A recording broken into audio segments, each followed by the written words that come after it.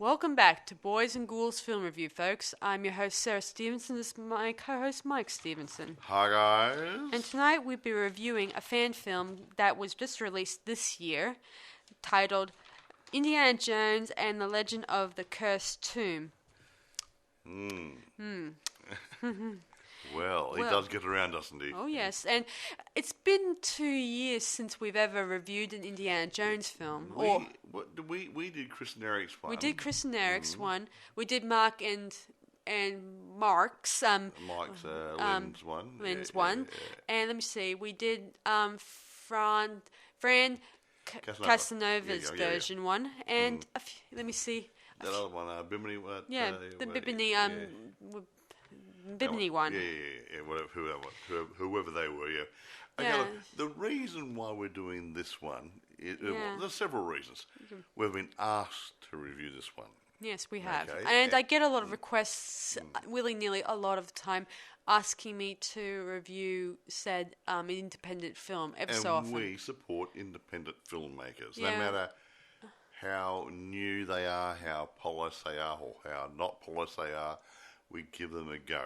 Yes, so that's the message of our production, our podcast. These guys are enthusiastic. They've got the energy. They probably haven't got the money or the skills, but they've had a go. So, whatever. Yeah. So we're going to treat this like a fan film, obviously, not a real film. Like an A film or a B film. And, we're going to do a couple of plus and minus critiques at the end of it, but more constructive. We don't want it to be a troll to these guys. They had a lot of fun doing it. They put a lot of thought into it. Yeah. But there were a couple of things which let them down. But again, we'll talk about that it's a labour of love when it comes to productions exactly right. like this. It's a tribute to George Lucas and Steven Spielberg, as always. It's not for profit thingy. And unlike all those other ones we talk about, you can get this one on YouTube. Mm-hmm. Aha. Now remember, if you like what we tell you about this, it's called Indiana Jones and the Legend of the Cursed Tomb, official movie 2022. Yeah, guys, if you can't really find it on your own, I'll put a link at the bottom of in the description box, so you can click on it and go view it yourself. And give these guys a go. Look, it's a bit rough around the edges. It's not. I have seen better, but their heart's in it, and you can't say much more than that. Okay, exactly so. Okay, now do you want to get in there and give a brief overview of the storyline about? Well, let's do it like we always do. Like who directs, produce, written, and stars in this. That'll take 5 seconds. Written and directed by Nicholas Dome, D-O-M-E. Edited by Nicholas Dome. Now, wait a minute. This is going to throw you a bit. Music by John Williams, Klaus Belt or whatever, and Chris Bazakian, I think. Camera operators: Nicholas Dome, Ben Digacombe, Sage Penna, Carlos Gonzalez. Now, cinematography. Drum roll. Nicholas Dome. I didn't say a whole cast. No, I'm putting Nicholas Dome did all this work. That's why I'm going through it. Visual effects. Nicholas Dome. Okay. And guess who played the main role? Nicholas Dome. Now, this guy's got a big heart to put this project together. We're going to try to be fair in our critique of this. I will say one thing, though, and I think it's possibly a thing which might have let him down a little bit. The filming was shot on an iPhone 8, an iPhone 13, and a Canon EOS Mark II. But I don't know which generation EOS. It could be a D200 or D500 or whatever it is. So the digital DSLR cameras, if you've got a decent high definition function on them, they're not too bad. Yeah, I've often used a Canon myself, and I have no problem with it, to be honest. But the iPhones, because a couple of scenes were out of focus, and I've got a funny feeling they were the iPhones. Yeah, that could be. Because they're hard to focus. It's all automatic on the phone, isn't it? Yeah. Yeah, so you can't control too much. So keep away from the phones, guys, unless you've got really, really good lighting. Yeah. Anyway, Nicholas Dome, I don't know whether he's a student or a young adult. I think they're students. Yeah. I don't have a lot of information on it. Yeah, if there was not Gut very... feelings of the students? Yeah, I haven't found too many social... I mean, apart from his Twitter account, and there was not very much information I could find about this production. Yeah. And I'm really... Anyway, you want to go in there and tell... Well, I can't tell you about the budget because no details on the budget. I reckon they had no budget. So... Yeah, and obviously the location side... No, we'll talk about the location afterwards. Usually we would often have a list of locations, and they only told us when we asked about location side. It was at California. It's in California somewhere, yeah. You mentioned where it was, but the point still remains is that we think it was done on could be a college campus area with a bit of bushland around it, because a lot of houses and buildings in the background. Yeah. Anyway, carry on. Tell the story, my dear. Well, Indiana Jones is in the wilderness. Not again. In someone's backyard. In someone's backyard. I like Indiana Bones better. No. Oh, no. Anyway, back to the story. So he's finding this statue that was just happened to be on the ground. He wasn't even hidden. Oh, hello. Yeah. Yeah, and then Walker, a competitor or like Belloc... A Balak wannabe. Steals it from Indy, and then we get a brief fight, and Indy quickly scurries away into his friend's car. He who fights or runs away lives. Now, lives to fight another day, whatever. Just lives. Anyway, so he returns to Marcus and tells him about how he missed another opportunity of getting another artifact for the museum. How disappointing all around. It sounds like it's saying straight out of an Indiana Jones movie. Anyway, Marcus tells him about a government official asking to meet with him to talk about getting him to find this... go search for this cursed tomb. Yeah. In order to find this artifact of sorts. So Indy makes her preparations of going down to that place. And I don't know how to say this, but when they did the map scene here... the first map scene looked like it was being done in reverse. Yeah. Like the red line was disappearing instead of appearing. Yeah. Guys, attention to detail would be nice. I did when I was years ago, I did a similar video of doing, of a Indiana Jones thing myself, and I did it. I kind of did it correctly this time around on my own. It's like they did get later in the movie, they did it the right way around. Yeah, I mean, if I ever did do my own Indiana Jones film, I think I'll probably have a good idea about how to do it. Story. Anyway, back to the story, everyone. Oh, so gripping. So, Indy goes to visits an old colleague a colleague's son, I should say, who has a journal or book that will help him lead to the tomb itself.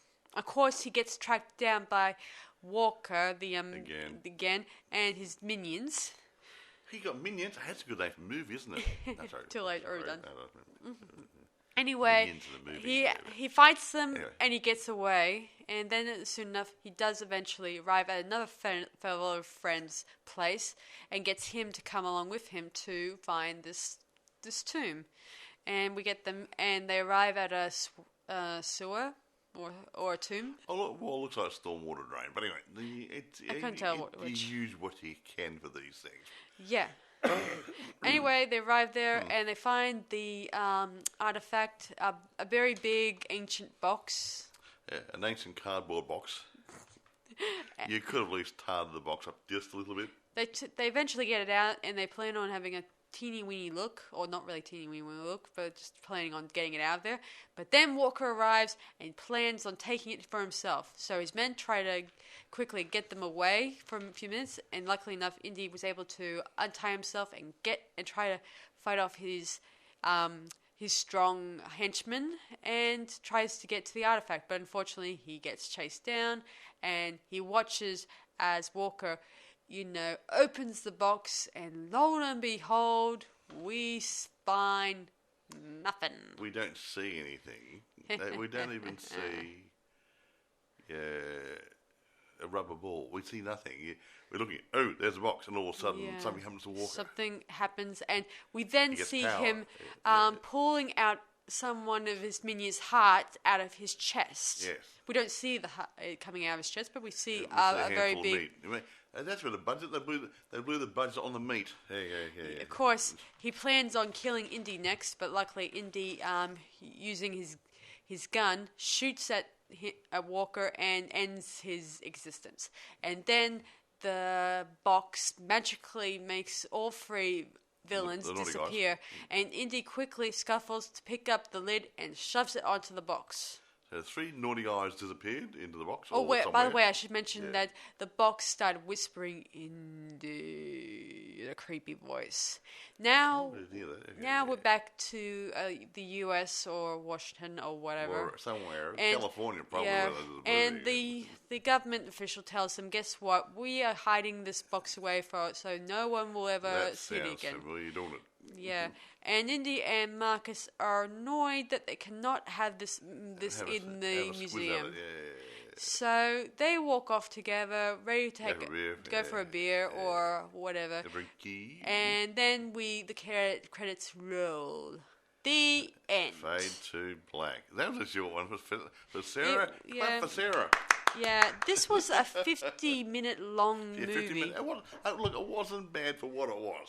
Honestly. When you got no budget and a lot of wannabes trying to put something together, and I'm not being rude about wannabes, obviously they might be a bunch of kids who want to get together and do a treatment movie. They don't have the skills, they don't have the equipment, they just got a lot of heart. Yeah, as you well may be aware, that I know of my best friend Joshua Kennedy, who's listening out there. Hi, Josh. Who has also done his own set of films. He does very good ones, and he does some really good stuff and distributes them. And he's on Amazon, isn't he? Yeah, he does it on Amazon and another sites. Other places, and he does a great job doing his own stuff and paying tribute to those old films. Yeah, no, he loves doing remakes of old movies too. Like he did was it The Gorgon or something or other? Yeah, and calls it The House of the Gorgon. Yeah, House of the Gorgon, which was based on an old Hammer movie. He did Aeroplane or something. Yeah, Airport. Wasn't it called Airport? Airport or Airplane. Yeah, which was based on one of the airport movies done in the 1970s. That sort of stuff. So he really gives it a go. I agree. But these guys here, well, obviously they're learning, they're feeling their way a bit. So it's awesome start. It's always good to make your mark in this world. Yeah. And I always believe that you must make your mark in this world to make sure that you know if this is the work you want to pursue. Well, at this point, I wouldn't give it the day jobs. No, and I'm sorry there, Nicholas. I do like the fact they how what's his name, Nicholas? He was able to put together the costume for Indiana Jones. Well, actually, I was going to get into the costumes and other things in a moment, but okay, I'll talk about costumes and props now. Yes. The main costume was Indiana Jones. Oh yes. Everybody else had pretty much ordinary clothes. Yeah, practically all the guys who would have worn casual jeans and t-shirts. Casual stuff. Casual stuff, yeah. So it wasn't a hard one to outfit. Yeah. Now, getting on to props. Okay. I'm going to say, Nicholas, what were you thinking? All the handguns look like they come out of a second-hand toy shop. I think one of the guns I saw briefly there was one of those one that shoots those little foam darts, Nerf gun or whatever you call them. Another one looks like it could have been a big solid water pistol. One looked like it was a carving, a gold gun. Yeah, I remember. They didn't even bother to spray them black to make them look like real guns. I mean, hello, and you're doing a close-up of the gun. You say, that looks like a kiddie's gun out of the toy shop. Yeah. Not a very good one either. Yeah, it takes me back to when I did the review for Teenagers from Outer Space, and which clearly was the toy. They were toy guns in that. Yeah, obviously. and they had radio communication of Radio Shack written on that sort of stuff. A few little things like that. But the point is, you could have at least sprayed the guns black and make them look like real guns. But little things like attention to detail. Yeah. I mean, I look at detail. Yeah. I'm a cretin that way. Yeah, and I've seen kid guns at kid stores, and there are some ones that look like real replica they're guns. black, or they look like a cowboy's gun, and they might be silver and stuff. But these ones look like plastic. Yeah. Well, especially that one, that big, that solid, plasticky, grey-looking thing of look at tape on it. I don't know what. But who knows? Maybe they were using whatever is available to I would them. have painted Like maybe I would have painted maybe they borrowed it from a younger sibling or Can younger. I borrow your gun out of your toy box, Charlie? Yeah, but the point and just is, went with it, not bothering to buy some. I know, but they look like toys. They also had. They don't do a close up. They also used fake toy snakes. I think there Oh, was. plastic snakes. They were cute, and the plastic snakes were lovely. There was a really interesting scene where we see Nicholas swinging from a tree, and his friend, I think in the bloopers. Behind the scenes, he fell into the creek. In the bloopers, he fell in the creek. It was really funny. They did a cut there, so he went from. He grabbed it on one side, there's a cut, and it's on the other side. Save embarrassment, which is fair enough. Yeah, he got wet, and he kind of threw Nicholas into the water. And he's thinking, it's bloody cold. Yeah, so it must have been. It might have been really could have been winter time. Could have been winter or autumn. But the water's cold. But anyway, irrespective, look, attention to detail on some of the things would have made the overall production better. Yeah. Okay. Now, I probably come to a second thing or two. I'd say if you're going to use a standalone camera without an separate audio, or a telephone or whatever, you've got to really spend a bit of time doing some post-edit on the audio to normalise it. You know, make it level all the way through, because it was up, it was down, it was sideways. Yeah, it was all over the shop because you used 3 different camera modes. Yeah, a camera and 2 telephones, 2 different distances, and you had sound drop out. And some of those ones had automatic sound level thingies. So all of a sudden it starts off slow and then gradually comes up. And they could have spent a couple of days tarting up the audio. Yeah, I think the most disappointing thing, not disappointing, was they didn't bother crediting the people who locations that they used. I mean, they could have done. We did this in so and so park or the precincts of a local school or something. Because it's those places that, while it's always good to credit the places you film at, because then they're part of the project and people will feel like... And they'll appreciate it. They'll appreciate it. You're not just taking advantage of them and that sort of thing. So, that's what I think. Look, honestly, it's not a bad attempt. Don't get me wrong. It's not great. It's not a bad attempt. Attention to detail, sharpen up a few things like, again, that was 1 or 2 of the scenes were a little bit out of focus. We think that was a mobile phone picking up a different focal point and they couldn't adjust it. Little things like that. They didn't retake the scene, they just ran with it. I would have redone the scene. Yeah. But they were probably excited and different things, and they just wanted to get it down, get it digitalised, sit down there and say, hey, wasn't that great? Well, okay, you had a lot of fun. If you're going to try do this as a serious thing in the future, give it another go. I think you can learn by your mistakes. I think if I was going to do it again or something similar, pursue it, I won't use my mobile phone for it. I know that a lot of people have told me in the past that a lot of famous people have used their mobile phones to make a movie. You can use a mobile phone to make a movie. It's not as user-friendly as a camera where you can manipulate the settings. It's all automatic. You said, I'll set it on high definition. Well, that's really, really nice. The phone does the rest of it. I see. And that you can't zoom. I don't think you can zoom. No, I don't think so. You've got to be standing in the right place. Yeah. I think a ordinary Canon or... No, I'm talking about a phone. I know. I'm just saying that ordinary cameras like the Canon and Nikon and Sony, I think. They're the only ones you can probably adjust the zoom-in lens. You zoom it, but other than that, I don't think an iPhone does that sort of thing. No, so you can't zoom. It does the focusing automatically. Sound can be up and down. So if you're going to do it, you've got to really be careful how you use it. How's that? But anyway, Yeah, let's rate this now because excuse me, I'm still getting out of the cough. Yeah, I want Well, to rate this now because I don't look, have I very can't- much I can't facts. think of anything else. This is going to be a short one tonight. Yeah, I feel bad about doing a short one because No, it makes up for all the long ones you did. I know, but I always like all the facts, like behind the scenes, like what are the things that happen, stuff like that. Well, that's one thing.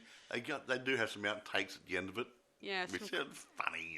yeah, blooper stuff. Yeah, bloopery stuff, which is fine. But I'm going to give this. I'm not going to be sound nasty. I'm going to give it about a 7 because they didn't polish their product. Yeah. They didn't post edit it enough, especially the audio. It was just up and down all over the shop. Yeah. Yeah, and that to me, you can put up some of the other stuff, but the audio was just so far. Yeah. Yeah. Yes. Remember that for next time too. yeah. Always sharpen your audio when in post. You just put it through the computer. You go through Adobe. What Premiere is it? No, that would be Audition. Audition, that yeah. you have to edit it there, or whatever or audio. DaVinci Resolve or audio, whatever thing well, you're using. DaVinci Resolve does dabble with it, but I think the best programs you should use when you're dabbling with audio is the proper audio type programs in order to make sure you get normalized and make sure it's adjusted. Or export it out or get a get plug-in. get all the levels in the right position so you don't end up adjusting the volume. You balance each scene out to so the volume level's the same. Yeah. Yeah. They must have done some because they did put the music over it. They multi-tracked it. So they've had access to some sort of program. Yeah, that's true. But anyway, I just don't see an audio mixer or charge of it. I only see Nicholas involved in the edit. Cinematographic stuff. Anyway, facts. Anyway, guys, yeah. So my final verdict, I'm going to give it 7.5 out of 10 myself too. Of course, I mean, they needed to polish it a bit. Yeah. I mean, stop it. Yeah. It's still getting out of his Yeah, cough. I'm sorry I'm being unfair to... No, I'm being fair. We're not being in trouble. We're saying it's a good movie, but they could have made it better by paying attention to things like the audio. Yeah. A couple of scenes out of focus. Yeah. I would have redone them with the camera. Yeah, Whatever. I kind of compared it with a lot of other fan films, other fan Indiana Jones movies I reviewed 2 years ago. Yep. And I always look for, in every story, the key element to the stories, like the end goal to Indiana Jones, what the artifact he chases down, and the end, some of and them the have end been result. pretty short, but they've been pretty good, haven't they? Yeah, I agree, and it takes the audience to a time, to think this is the real thing. Yeah. You give them, the audience, a chance to imagine this artifact is real. Exactly right. Yeah, no matter how bad it looks. Yeah, don't be rude. No, they make their own paper mache. I mean, and if things you see it and you believe it, then it's real. Yeah, I know. In your Ever mind. since frame it exists. Yeah. I think that's another thing I should mention. When they did the shots here and there, there were so many things, like you saw signs and houses. No standing signs, roads, houses, and buildings. To quote Mike here, if when you're doing a shoot of any kind, if it's not in frame, it doesn't exist. Yeah. So if you keep those things out of the way by angling your camera in the right sort of direction, you can make a park in a suburban street look like a forest. Yeah, when I was doing Attack of the Cat People, my own film project, me and my direct DOP, we had to discuss on how to make sure we angle it right so we don't get shots of signs in the background and boathouses and we had to flying foxes. We had to work hard trying to make sure we don't see any of that stuff. Yeah, or if we do see something of it, like something poking up in the background, we try to adjust the camera as much as can. The majority of your shot was done in a place called Candillon, which is an outdoor activity park. Used to belong to the Boy Scouts. Now it's open to schools and whatever. Yeah, campsites and stuff. Yeah, it had campsites and archery and different things. All the good groovy things, but you had to position your cameras just the right angle. Yeah. Yes. Otherwise, you got a few problems. Yeah. Exactly so. So anyway, I guess that's about it for us tonight. Well, I can't think of anything else to say about it. Look, I like guys, anyone, kids, young adults, old farts like me having a go. Yeah, and if Yeah, I ever had yeah. the money, guys, or doing it as a labor of love, I would love to make my own Indiana Jones film myself and make sure it's a well polished Indiana product. Jones? No. I wouldn't even cast myself as Nah. my own Indiana Jones, No. or if I did, I would Indiana Jones, I right, would yeah. like I would like someone who has a good way of presentation. Yeah. Is what I'm saying. I'd sink the boat. What? Yeah, I'd sink the boat. I'm a bit fatter than Indiana Jones. Yeah. Anyway, that's about it for us. And you guys know where to find it. It's on YouTube. Now, For you to so view. Sarah's going to have a link on this. Yeah, it'll be on the description box down below. Yeah, put it. So go and have a look, and don't be that. Some of you, well, I like to think most of you are really nice people, and if you think there's some merit or you got something good out of it, go back to the guy on the side underneath the YouTube thing and make a nice comment. Yeah. What you thought about it. Okay. Yeah. Because give them a bit of encouragement in case they want to do another one. Yeah, there might be they might even get a little bit. They might get funding next time. Yeah, they might get better work. Yeah. Anyway, that's about it for us, guys. I don't want to say anything more about too much. We can't say too much about this one, so you can get a bit early now. Yeah, I will probably review another Indiana Jones before we start moving on to something else. Yeah. Okay. So can we do something old after that? Yes, we'll look into something That old anthology I mentioned. Well, we'll think about it. Oh, come on. We'll discuss. We use some stuff under the radar that people don't know about. Oh, shut up, you. Oh, come on. We'll think about it, okay? Please, Mum, daughter, or whatever. We'll discuss it. Anyway, thanks for listening to our latest podcast, everyone, and all the best wishes to you guys. So, this is Sarah Nicholas and your crew, I think you did a pretty good job, but you could have spent a bit more time attending to detail. That's all. Yes. Yeah, not bad. If it's the first step, but you've done pretty good. There okay. Anyway, thanks for listening to our latest podcast, everyone. This is Sarah Stephenson. And Model. Saying we'll see you guys for our next podcast. Bye for now. Bye.